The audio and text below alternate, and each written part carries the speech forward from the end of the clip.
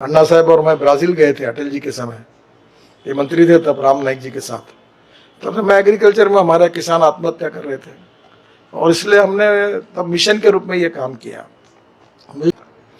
ये जो CNG, diesel, LNG, green hydrogen, ethanol, तुम्हारी 10 जनरेशन भी काम में लगेगी। तुम्हारे जितना दम है उतना जमा लो, तभी इसमें मार्केट का कोई प्रॉब्लम नहीं है। अभी इथेनॉल में फ्लेक्स इंजन की गाड़ियां दिसंबर में लॉन्च करने की बात है, तो टोयोटा की पूरी गाड़ी आ रही।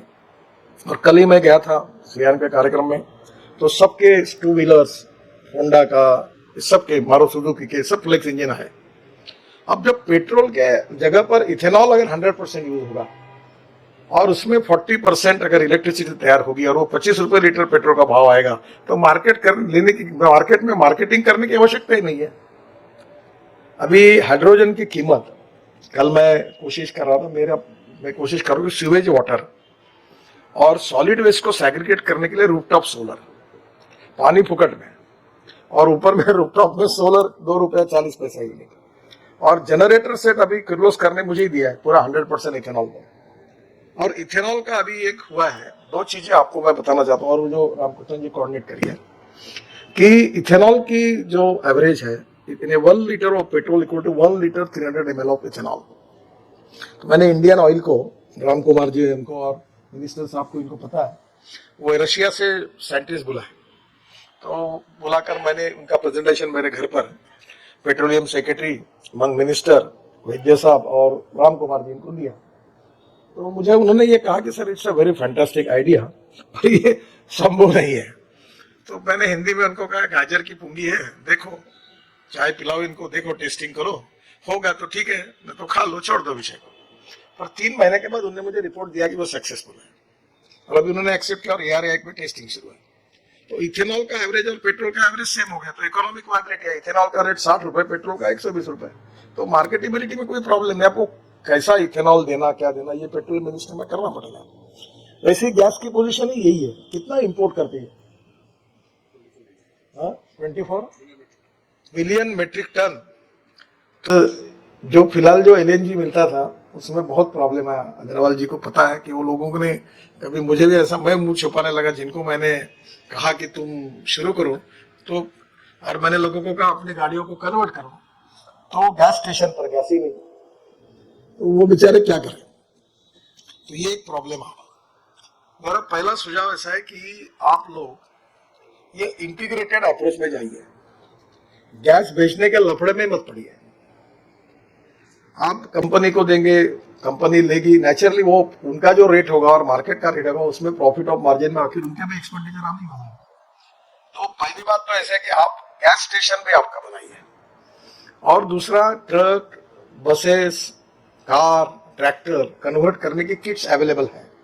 और मैंने प्रयोग किया नागपुर में, मैंने जिसको ये सब सिखाया उसके पास सब आया, अब उसने अपने 10-20 डीलर अपॉइंट किए और रोज उसका काम शुरू हो गया कन्वर्शन का, क्योंकि इकोनॉमिक वायबिलिटी थी।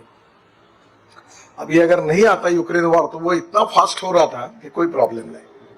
तो पहली बात, आप मत करिए, पर आपके ग्रुप में कन्वर्शन काम करने वाली टीम चाहिए। अगर पंजाब में आप जैसे जहां से बायोमास ले रहे हैं, उसी जिले के ट्रैक्टर अगर आपने कन्वर्ट कर दिया और उसके गैस स्टेशन बना दिए, तो आपका गैस लेने वाला वही मिल जाएगा। अभी हमारे यहाँ 30 टन नागपुर में CNG की जरूरत है, इतने हमारा सेल है। अब 30 टन कोई राइस स्ट्रॉ से बना के देगा तो कोई प्रॉब्लम नहीं है। अब प्रॉब्लम है CNG के ट्रांसपोर्टेशन का। So we need to convert into LNG, कि कोई LNG का ट्रांसपोर्ट संभव है, CNG का कॉस्टली है, उसमें लॉजिस्टिक कॉस्ट ज्यादा लगती है। तो आप स्वाभाविक रूप से हमें कन्वर्शन करने का भी काम, अलग अलग लोगों का एक ग्रुप तैयार करेगी, कन्वर्शन का काम एक कंपनी करेगी, गैस स्टेशन का काम 2-3 हम शुरू करेंगे और हमारा गैस उनको देते जाएंगे। तो इंटीग्रेटेड, इसमें जब डिपेंडेंस आता है तो प्रॉब्लम होता है, और इसमें मुझे लगता है कोई अड़चन नहीं। अभी मैंने LNG का एक स्टेशन शुरू किया, तो LNG का स्टेशन शुरू किया, तो बीच में मैं पूना में ब्लू एनर्जी के LNG ट्रक को मैंने लॉन्च किया। अब जो LNG ट्रक है वो एक समय 1400 किलोमीटर एक बार गैस भरने के बाद चल सकता है। ट्रक बहुत सुंदर है, और उसका जो इंजन है वो फिएट का है, इटाली से लाया हुआ है। अगर समझो जैसे ये आशीष जी हैं, इन्होंने अपने यहाँ ये गैस को एलएनजी में कन्वर्ट किया और ब्लू एनर्जी की एजेंसी ली और वहाँ मैं अभी कोल के लिए मैंने लोगों को तैयार किया कि ये ट्रक एलएनजी के ट्रक आप खरीद लो और अगर 100-150 ट्रक आएंगे तो नेचुरली उसका गैस चलेगा। अभी मैं 3 शुगर फैक्ट्री चलाता हूँ, मेरा 1,500 ट्रक का पावर प्रोजेक्ट होगा, 1,500 ट्रक का काम है। तो मैंने उसको कन्वर्ट करे तो मेरा गैस मैं यूज करूंगा, तो मुझे किसी के पास जाने की जरूरत नहीं है। तो ये मॉडल जो है ये ज्यादा ठीक हो सकता है ऐसा मुझे लगता है। दूसरी बात, इसमें पावर में जाने का आप कोई भी शब्द मत निकालो। ये पावर वाली बात हिंदुस्तान के लिए भूल जाओ, क्योंकि मैं 4 पावर प्रोजेक्ट चल रहा हूँ। ये जो डिस्काउंट वगैरह ये बहुत बड़ी कहानी है। वो रेट कम कर देते हैं, फिर पैसे नहीं मिलते, और उनकी भी पॉलिसी अलग है। उनकी पॉलिसी है मोर जनरेशन मोर लॉसेस, मोर जनरेशन मोर लॉसेस।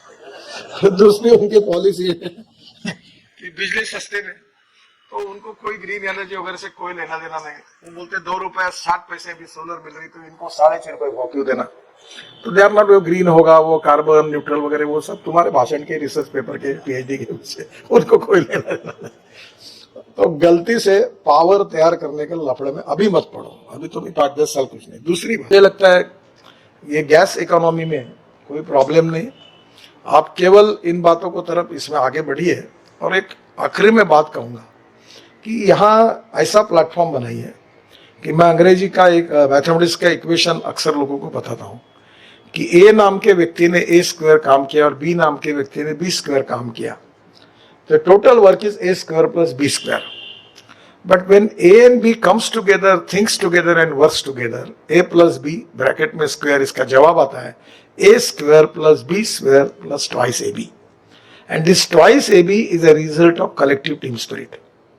तो ये अभी हमारे यंग लोग हैं, गोंदेड़ेकर है, आवाड़ है, अब ये सब हमारे साथ है, बाकी ये लोग भी है। आप सब मिलेंगे तो एक दूसरे को नॉलेज ट्रांसफॉर्मेशन में उपयोग होगा, एक दूसरे के अनुभव में ये इंडस्ट्री में फायदा होगा, और आप एक दूसरे के कारण आपको एग्जैक्टली सक्सेस स्टोरी कैसे बनाना, इसका इंस्पायरेशन, मोटिवेशन और दिशा दर्शन दोनों भी होगा। तो इसलिए इस फोरम की शुरुआत रामकृष्णन जी के नेतृत्व में की है।